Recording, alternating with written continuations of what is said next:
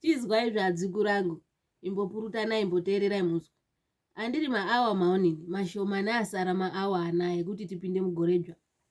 Uchatoona umweni mudzukuru wangu panapa ende kopinde mugoredzva nemuntu Ziye nechiponda mwoyo chisichopi. Chini chakadaro? Muntu wakamba kukudaidzwa hwako waya asingambotoreketi newe peshe apa ingakati kwaka omba kukudaidza kuti kwai uya zvetigarire gore. Azvisi kushata kugarire gore. Asi kugarire gore kwega ndokwaudayidzirwa iyoyo. Andida dzukuru akapata. Wototi iwewe wotoonini wotozvichaya diti kutoti ndatoona muntu wangu wokutopinda naye gore neuneya ndototanga naye zvegore. Baba angu dziyawe. Gumo renyu rakadaro tingatoremba. Chini yake chakadaro? Andida dzukuru akaibaya. Akadai. Itai kuti hebu hebu. Muonepo munodiwa nepo musingadiwi. Nezvemunodirwa mugagara mwazviziya zvona izvozvo. Ngazvisare zvona izvozvo mikuba yakashata muna 20 gore rineri ndi 20 anani. Rona rineri rona iro retinopinda atidi zviro zvisina shwiro.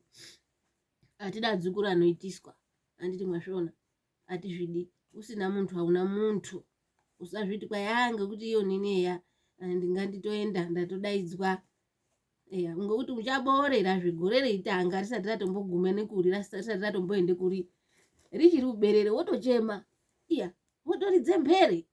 Zvazodai mbuya ndazwai pano muntu uya wazodai achareketi neni. Wapedzazve zvai kudaidzira anditi gore mwapinda.